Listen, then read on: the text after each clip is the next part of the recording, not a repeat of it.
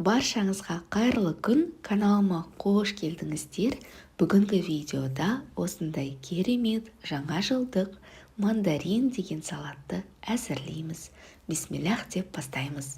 Ең алдымен салатымызға қажет тауығымыздың сан етін пісіріп аламыз. Суға тұз, лавр жапырағын, қара бұрыш қосып пісіріп алдым. Сонымен қоса суға пісірілген сәбіз қажет болады.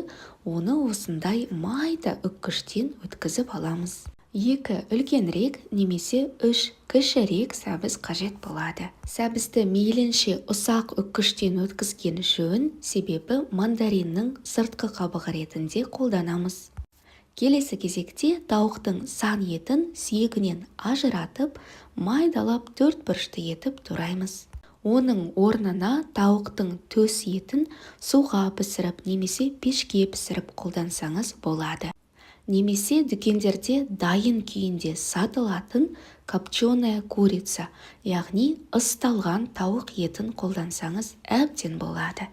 Тауығымызды видеода көрсетілгендей майдалап ұсақтап турап, үлкенірек ыдысымызға саламыз. Құрметті менің алтындай көрермендерім, сіздерге өтінішім болып тұр. Видео ұнаса, аямай лайк басып, пікір қалдырып, каналға тіркеліп алыңыз.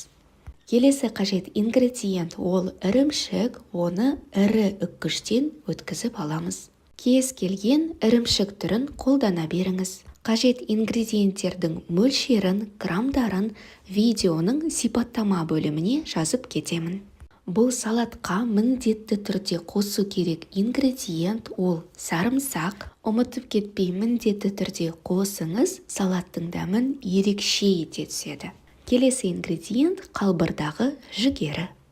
2 ас қасық майонез қосамыз, сонымен қоса дәміне қарай аз ғана тұз қосуды жөн көрдім. Салмамыз 1 келкі болғанша мұқият араластырамыз. Осы сәтте дәмін көріп, тұзын тексеріңіз. Ең маңызды, ең қызықты сәтке де келіп жеттік. Осындай пищевая пленка қажет болады. 1-1,5 ас қасық сәбізді алып, дөңгелек етіп, 1 келкі етіп жайғастырамыз. Қолдан келгенше жұқа 1 келкі етіп жайғастыруға тырысамыз. Салмамыздан 1 ас қасықты толтырып саламыз. Сәбізіміздің дәл ортасына орналастырамыз. Пленканың көмегімен дөңгелек етіп орап, мандариннің формасына келтіреміз.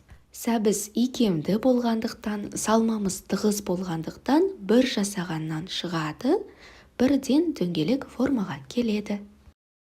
Осындай сүп-сүйкімді әдемі дөңгелек болып шығады. Енді тәрелкеге орналастырып, мандаринге ұқсату үшін ортасына қара бұрышты қойдым және де шынайы мандариннің жапырағын орналастырдым. Жапырақ ретінде базилик жапырағын немесе шпинат жапырағын да қолдансаңыз болады. Түсінікті болу үшін тағы бір мәрте қайталаймыз. 1-1,5 ас қасық сәбізді алып, 1 келкі етіп, жұқа етіп жайғастыруға тырысамыз.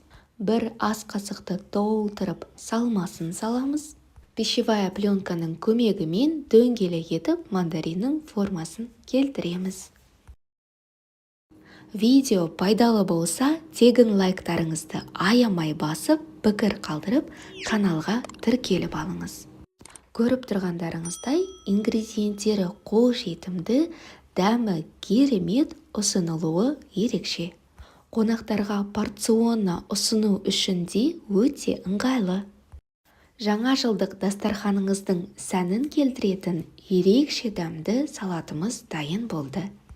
Келе жатқан жаңа жыл, жаңа бақыт, жаңа қуаныш әкелсін.